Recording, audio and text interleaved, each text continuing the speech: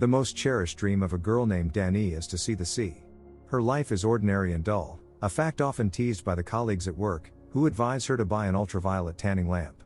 Currently for 26-year-old Dany, who works at an advertising agency, her career is a top priority. Knowing Dany's diligence, the superiors load her with additional tasks. Dany has to retype 50 pages of material by tomorrow.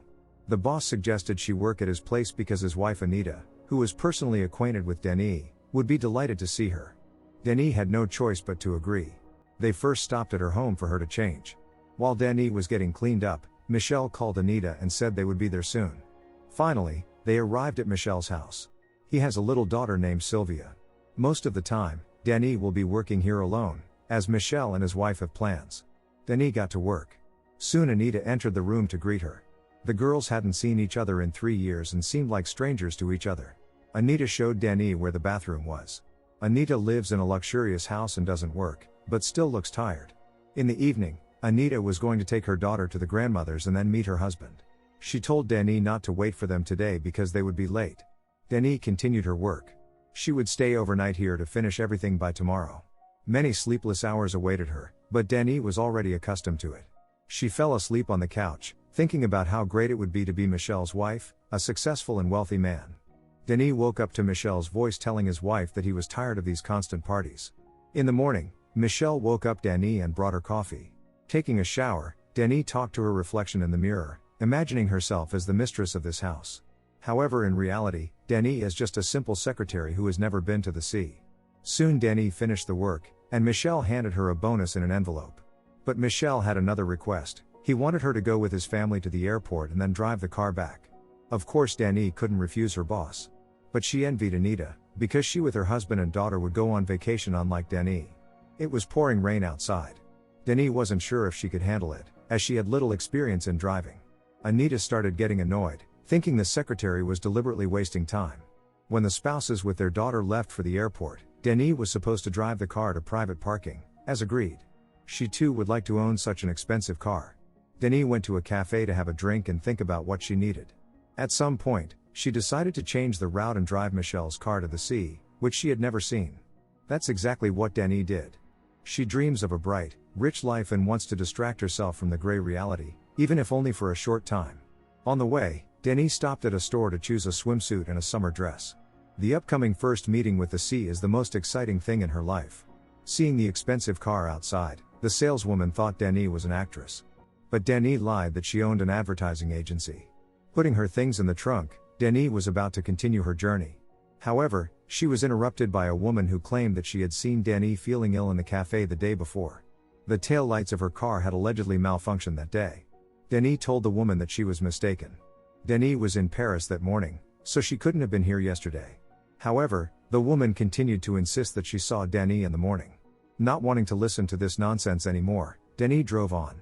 She plans to stay by the sea until Tuesday, confident that her boss will not find out about the car. Stopping at a gas station, Dany immediately attracted the attention of onlookers. Of course, a girl in an expensive car would inevitably draw attention. And Dany really liked that feeling. Dany decided to have a snack at the gas station cafe. A man, a trucker, offered to pay for her. Dany felt like she was in charge of her own life. In the restroom, she tidied herself up, anticipating her first encounter with the sea.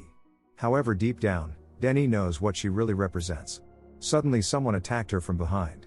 Hearing screams, people at the gas station became concerned. Dany lay on the floor, looking disoriented. The mysterious person who attacked her was no longer here. No items were missing from Dany, so it wasn't a robbery. Everyone assured that no one entered the restroom after Dany. If something had happened, others would have noticed the criminal. But Dany continued to insist that someone was there. The wrist injury confirmed it. One of the men said it couldn't be true because she had the injury since yesterday. Dany denies it, as she was in Paris yesterday, not here. The man from the workshop reminded her that he fixed the tail lights of her car yesterday. Hearing this, Dany was puzzled. What was happening seemed absurd. Perhaps all these people confused her with someone else. The man from the workshop was going to call a doctor, but Dany refused, determined to continue her journey to the sea. Before she left, the man apologized for being too insistent yesterday. He couldn't resist because Dany is very beautiful. Even when it got dark, Dany kept driving. However, doubts and fear settled inside her. Dany doesn't know if she's losing her mind. Stopping and leaning on the steering wheel, Dany dreamed of the sea. She was awakened by a flashlight. The gendarme praised Dany for fixing the taillights this time. Dany doesn't understand what's happening. The gendarme, however, continued to behave as if seeing her not the first time. Dany said she was just tired. The gendarme offered to escort her to the nearest hotel. Driving and following the police motorcycle, Dany talks to herself, trying to understand the situation. Maybe the gendarme and the people from the gas station are in on it together.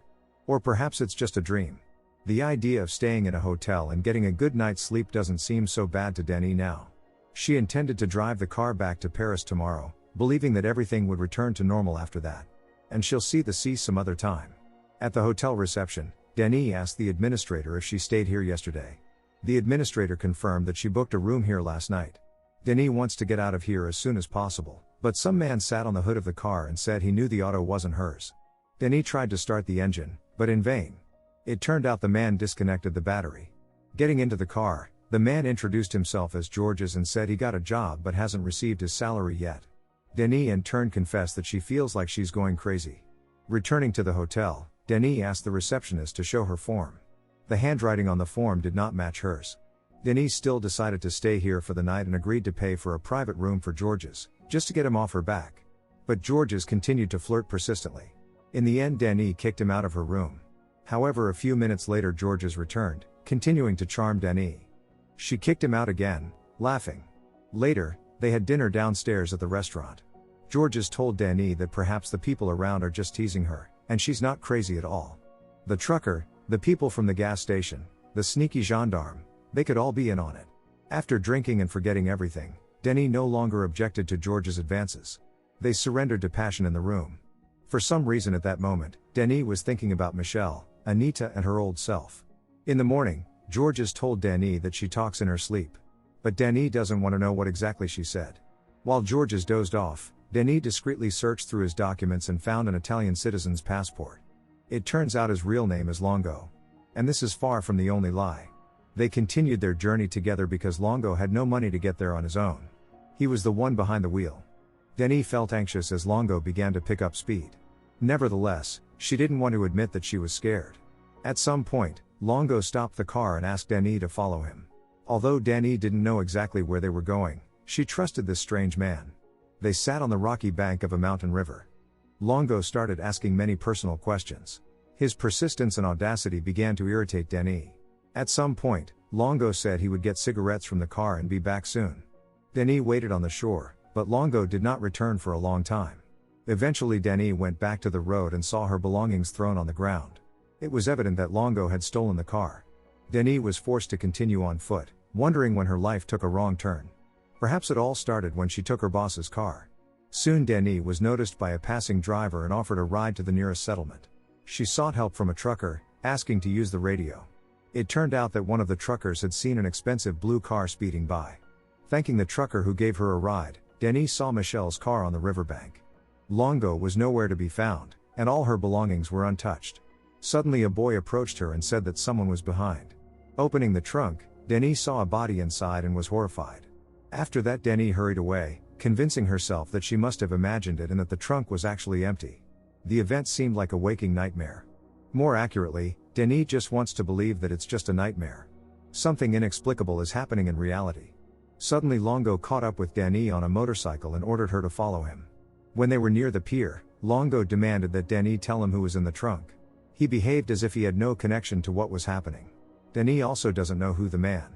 Perhaps Michelle did it, there is no other explanation. Or Longo is lying. Longo shouted that he is a thief but doesn't harm people. Among other things, there is a gun in the trunk, the tool of the crime. So someone must have planted it there. Longo decided that the best option would be to get rid of the evidence of someone else's crime right now, which he did.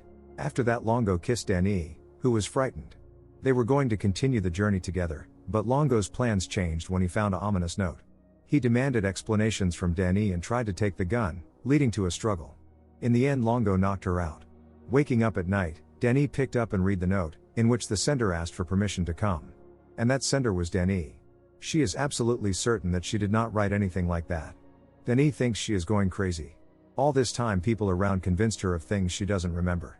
They allegedly saw her in places she had never been before.